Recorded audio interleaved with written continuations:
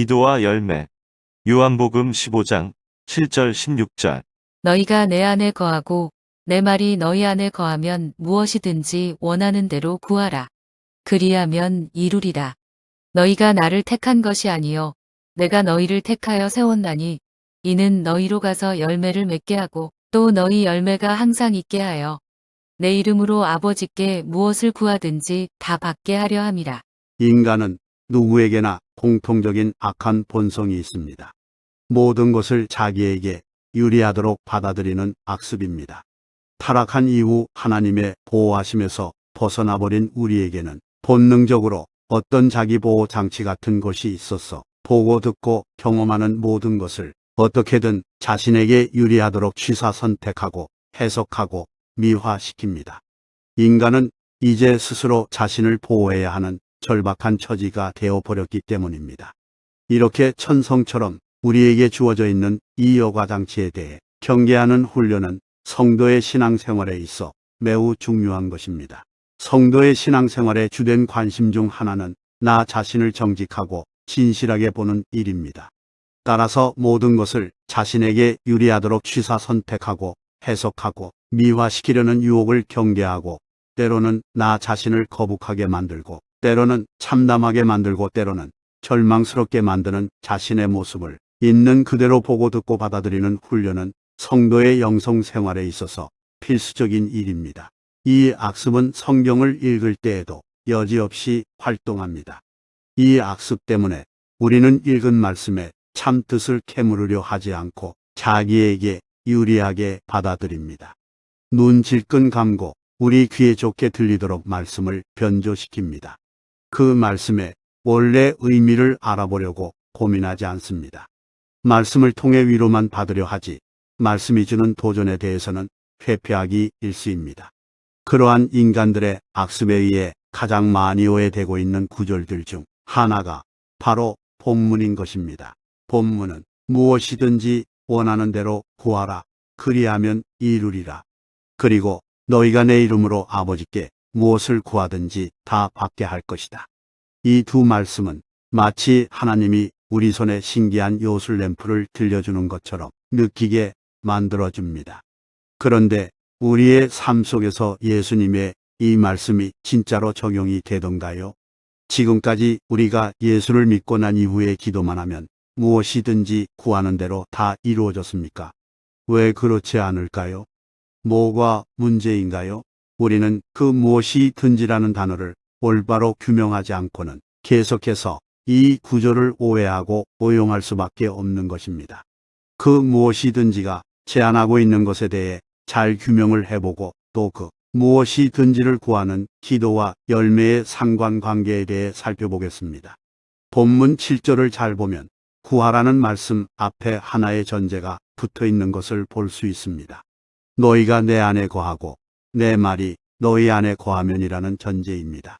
그 말은 구하는 것, 즉 기도는 너희가 내 안에 거하고 내 말이 너희 안에 거하게 되면 당연한 결과로 주어지는 결과물인 것이지 어떤 결과물을 얻어내기 위한 방법이 아니라는 말입니다. 다른 말로 기도는 아직도 남은 어떤 일을 위해서 동원되어야 할 방법과 과정이 아니라 기도가 우러나올 수밖에 없는 그 자리에 갔기 때문에만 드디어 맛보고 소유할 수 있는 어떤 결과로서 제시되어 있다는 말입니다.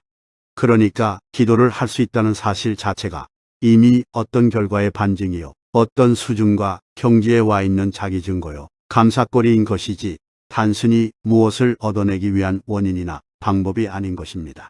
따라서 우리는 기도를 하면서 응답을 받아 감격을 하는 것이 아니라 기도를 할 수 있는 자가 되었다는 것에서부터 감격을 하고 들어가야 하는 것입니다. 기도 자체가 하나님의 일하심의 결과이기 때문입니다. 기도를 할 수 있다는 것 자체가 하나님의 은혜로 우리가 주님 안에, 주님의 말씀이 우리 안에 들어와 있다는 증거입니다. 기도라는 것은 하나님과의 사귐입니다. 기도는 하나님과의 사귐에서 시작하여 사귐을 지향하며 사귐으로 완성이 되는 것이라 해도 과언이 아닙니다. 기도는 죄와 허물로 하나님의 거룩과 대면하게 되면 즉시 멸해질 수밖에 없었던 우리가 하나님과 사귐이 있는 자로 회복이 되었다는 것의 확실한 증거인 것입니다.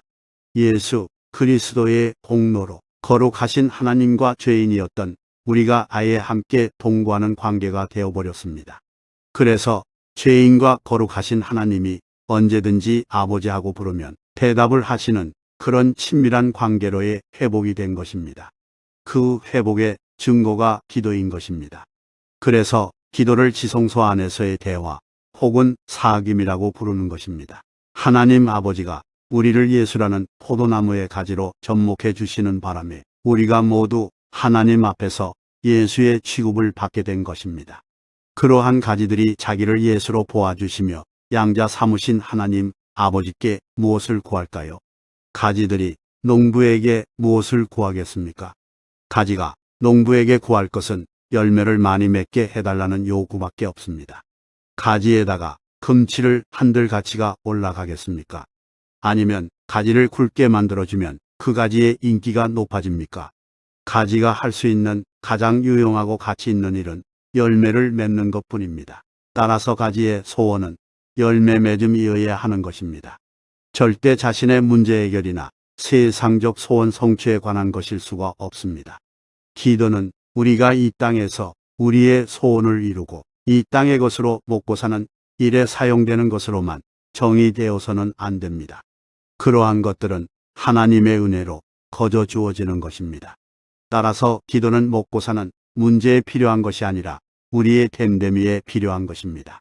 예를 들면 기도에 대한 정의는 어느 곳에서든 동일하고 일관성이 있어야 합니다. 미국에서 기도의 정의와 우간다에서 기도의 정의가 틀리면 안 됩니다. 그러면 만약 우리가 아프리카 오지에서 태어나 문명의 혜택을 전혀 받지 못하고 나무나 풀로 얼기설기 만들어진 움막에서 먹을 것, 마실 것만 주어지면 다른 욕심 없이 살아가는 그런 삶을 살고 있다고 했을 때 거기에서는 성공이나 인기나 명예나 자랑이나 비교, 우위, 자가 갖는 상대적 행복 등이 있을 수 없을 것입니다. 왜냐하면 그런 게 아예 없기 때문입니다. 그런데 그곳에 복음이 전해졌습니다. 그래서 그곳에 사는 사람들이 기도를 하게 되었습니다. 우리가 그곳에서 기도할 때 과연 어떤 기도를 하겠습니까? 지금처럼 자식들이 공부 잘하고 세상에서 성공하기를 원하는 기도가 필요하겠습니까? 사업이 잘 되어서 다른 사람들보다 더 부유하고 화려한 삶을 살게 되기를 기도하겠습니까? 아프리카 오지와 같은 곳에서는 그러한 기도가 의미가 없습니다. 그곳에서는 성공이라는 말 자체가 의미 없는 말입니다. 그것이야말로 먹을 것, 마실 것, 입을 것만으로 모든 것이 충족되는 곳이 아니겠습니까? 그런데 성경에 먹을 것, 마실 것, 입을 것은 하나님이 새를 먹이시는 것처럼 공짜로 주신다고 기록이 되어 있습니다. 그렇다면 거기에서 사는 사람들은 무슨 기도를 하겠습니까? 그러한 물질적인 욕심이 배제된 곳에서 먹을 것과 마실 것으로 이미 행복한 이들에게서 나오게 되는 기도는 하나님에 대한 감사와 자신들을 그렇게 은혜로 돌보고 계신 그분께 순종하여 그분의 성품에 참여하게 되는 것 말고 또 있을까요? 전 세계에서 하나님의 이름을 부르며 기도하는 이들이 부지기수로 많은데 그들이 원하는 것이 모두 일관성이 없다는 것입니다. 어떤 사람들에게 절박하게 필요한 것이 어떤 사람들에게는 전혀 필요 없는 것일 수도 있고 아예 그런 것 자체를 모르는 사람들이 있을 수도 있는 것입니다. 그러한 다양한 사람들과 다양한 욕구들 속에서 기도란 무엇을 구하는 것이다라든지 기도란 어떤 것을 추구하는 것이다라든지 하는 등의 정의를 내리는 것은 일반화의 오류인 것입니다. 따라서 일반화의 오류를 비켜갈 수 있는 기도의 정의는 하나님의 뜻과 계획과 성품에 참여하기 위해 성도에게서 일어나는 자기 부인의 외침이라고 하면 될 것입니다. 기도는 우리가 열심을 내어 어떤 것을 얻어냄으로 해서 그것으로 하나님의 일을 돕는 그런 류의 것이 아닙니다. 하나님께서 진정으로 원하는 자녀의 모습은 자신의 노력과 힘과 지혜와 열심으로 하나님을 도와주는 그런 자녀가 아닙니다. 하나님이 진정으로 원하는 자녀는 하나님과 사랑을 나누며 그분 안에 있는 기쁨이 충만한 것으로 난 하나님 없이는 못 살아요 라고 고백하고 하나님은 그 고백에 대해서 난 너 없이는 못 살아라고 대답하실 수 있는 그런 사람을 말하는 것입니다. 그렇다면 우리의 모든 기도가 어디로 향해 있어야 합니까? 바로 우리의 됨됨이, 즉 하나님의 자녀됨을 향해 쏟아져 나와야 하는 것입니다. 우리를 향하신 하나님의 뜻은 하나님과의 하나됨, 연합입니다. 우리를 성부 하나님과 성자 하나님, 그리고 성령 하나님의 연합 속으로 초청하여 하나로 만들어 하나님이 누리는 교제와 안식과 기쁨과 성품과 풍요와 평안을 누리게 해주시는 것입니다. 그런데 우리가 하나님을 능력으로 보필하려 하고 알량한 지혜로 참모가 되려 하고 있는 것입니다. 성자 예수님은 성부 하나님과 마음과 계획과 뜻을 하나로 맞추셨습니다. 그래서 14장 내내 나와 아버지는 하나다. 나를 보았으면 아버지를 본 것이다 라고 반복하여 말씀하셨던 것입니다. 우리는 그렇게 하나님의 뜻에 합의라는 자로 우리의 뜻을 버리고 하나님 아버지의 뜻에 온전히 순종하는 자의 복된 자리로 인도되고 있는 것입니다. 거기에 필요한 것이 순종인 것입니다. 하나님께서 나에게서 예수의 성품과 예수의 복종이라는 당신의 열매를 맺으려 하실 때 나의 뜻을 내세워 거부하지 않고 그분의 뜻과 계획에 순종하는 것, 그것이 바로 우리 성도가 도달해야 할 목적지인 것입니다. 그런데 그게 잘 되지 않을 때에 우리가 기도를 하게 되는 것입니다. 아주 옛날부터 유럽이나 중동에서 어두운 방에 천정의 구멍을 뚫고 그 구멍을 통해 들어오는 빛이 만드는 상을 이용하여 천체를 관측해 왔던 것처럼 우리 안이 죄로 어두워 있을 때에는 밖에 있는 현상들이 우리 마음판에 새겨지게 됩니다. 밖에서 들어오는 상이 그대로 맺혀지듯이 우리 안이 어두움으로 가득 차 있으면 우리는 밖의 현상에 좌지우지 될 수밖에 없는 것입니다. 그러나 우리 안에 하나님과의 사귐으로 하나님이라는 빛이 가득 차게 되면 우리는 더 이상 밖의 사건이나 상황에 끌려다니지 않을 수 있는 것입니다. 우리가 예수와의 사귐이 없이 기도를 하게 되면 나에게 일어난 현상이나 사건의 해결이 주된 기도의 내용이 될 수밖에 없습니다. 그러나 우리가 하나님과의 사귐을 깊이 갖게 되면 우리는 바깥의 것들과 무관한 기쁨과 안식 속으로 들어갈 수 있게 되는 것입니다. 예수 그리스도의 은혜가 충만하길 축복합니다.